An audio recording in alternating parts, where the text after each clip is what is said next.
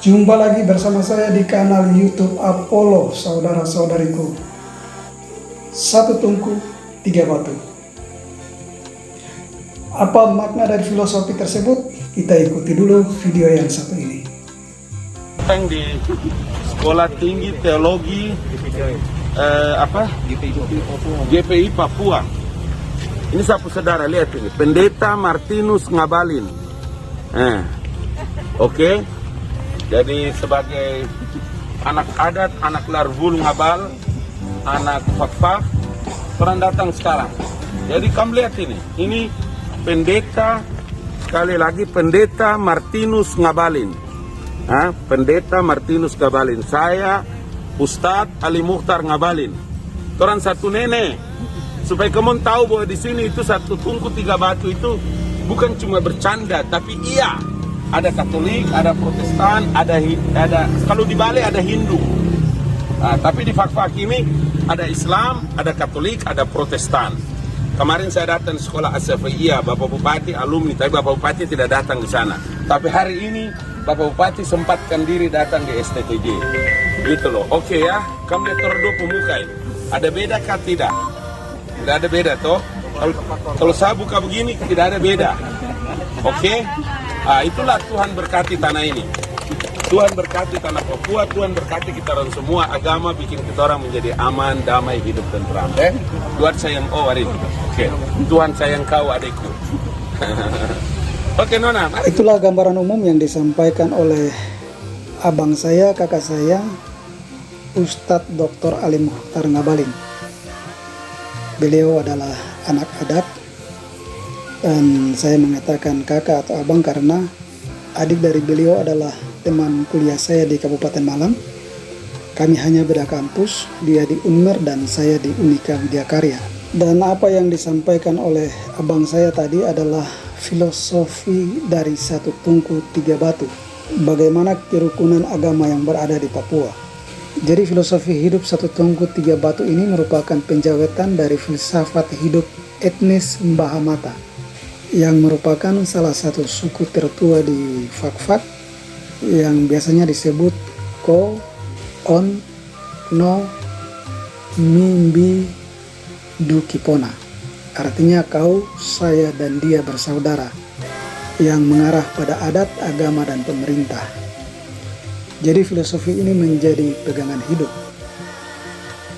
bagi tidak hanya masyarakat Fakfak, tetapi wilayah yang lebih luas adalah wilayah adat Bomberai dan juga Papua pada umumnya. Dan filosofi hidup satu tungku tiga batu ini hampir mirip dengan hukum adat Larvul Ngabal yang berada di Tual, Maluku Tenggara, di mana kedua hukum ini meniadakan sekat-sekat agama.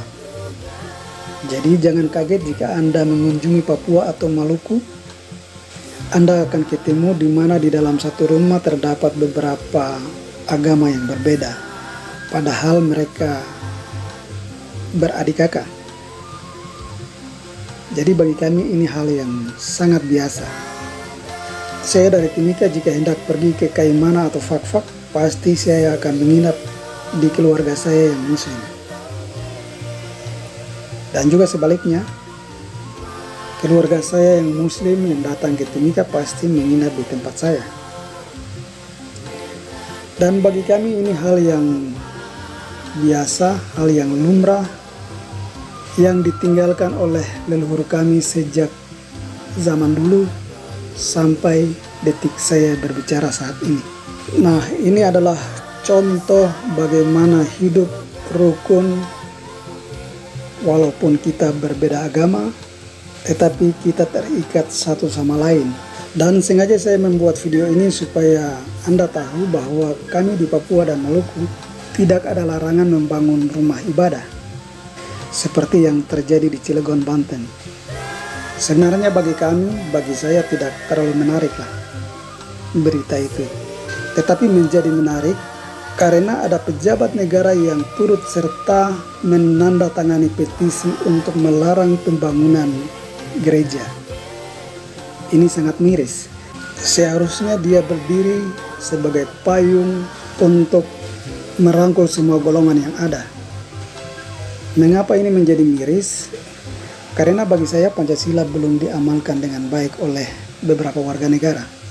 Tetapi dari momen itu ada salah satu momen yang menurut saya cukup menarik, di mana ada seorang opa, kakek yang adalah Muslim, dan ini terjadi di Sulawesi, di mana kakek ini memberikan hibah tanah untuk didirikan sebuah gereja di sana. Ini luar biasa. Dan bagi saya kakek ini adalah orang yang sangat berbahagia saat ini. Sebenarnya di beberapa daerah di negara kita, di Indonesia, ada kerukunan yang dibangun dengan sangat baik. Salah satu contoh adalah Kabupaten Malang. Karena kebetulan saya lama di sana dan mengetahui kehidupan beragama yang ada di sana. Tetapi saya jadikan Papua dan Maluku sebagai contoh karena keberagaman kita diikat oleh hukum adat yang tidak bisa kami langgar. Dan ini mungkin tidak ada di daerah lain. Mungkin juga ada, saya kurang tahu. Tetapi apa yang ingin saya sampaikan bahwa inilah contoh keberagaman kita di Papua dan Maluku, bahwa agama bukan lagi sekat, agama bukan lagi penghalang. Jadi sekali lagi, jika Anda datang ke Papua, Anda akan sadar bahwa di dalam satu rumah bisa terdapat beberapa agama yang berbeda, padahal mereka satu bapak, satu mama, satu nenek, satu opa. Dan bagi kami itu hal yang sangat biasa, terlalu biasa bagi kami. Ada sebuah momen menarik yang terjadi pada Desember 2020, di mana video ini menjadi viral. Ada seorang lansia di Inggris yang sudah ditinggal lama oleh istrinya sudah meninggal, dan sudah 20 tahun dia tidak pernah merasakan Natal. Dia tidak pernah merasakan bagaimana kemeriahan Natal. Kemudian dia didatangi oleh beberapa warga Inggris yang adalah Muslim, membawakan dia beberapa hadiah dan satu pohon Natal. Dia begitu terharu karena bergembira, dan di situ menjadi viral. Dan banyak komentar yang rata-rata positif. Dan itu ada banyak komentar dari netizen di negara kita ini. Ada yang mengatakan bahwa inilah contoh yang baik, inilah contoh keberagaman agama yang baik. Saya waktu itu hendak membuat satu komentar, tetapi kebetulan saya membaca ada satu komentar yang menohok dari Papua. Bahasanya seperti ini: hal ini bagi kami di Papua sudah sangat biasa, hanya kalian saja yang belum pernah tahu. Itu artinya bahwa tidak perlulah kita lihat terlalu jauh keluar sana, bahwa di Indonesia sebenarnya ada toleransi yang sangat baik. Seharusnya kita bangga karena sebenarnya Indonesia adalah contoh bagi negara-negara Arab. Kalau kita lihat beberapa tahun terakhir ini, negara-negara yang berada di Jazirah Arab mulai membangun hubungan bilateral dengan Vatikan, dan itu bisa kita lihat dengan peresmian katedral yang dibangun oleh Kerajaan Bahrain di atas tanah seluas 9.000 meter persegi, dan diresmikan pada tanggal 11 Desember 2021 kemarin. Dan apa tujuannya?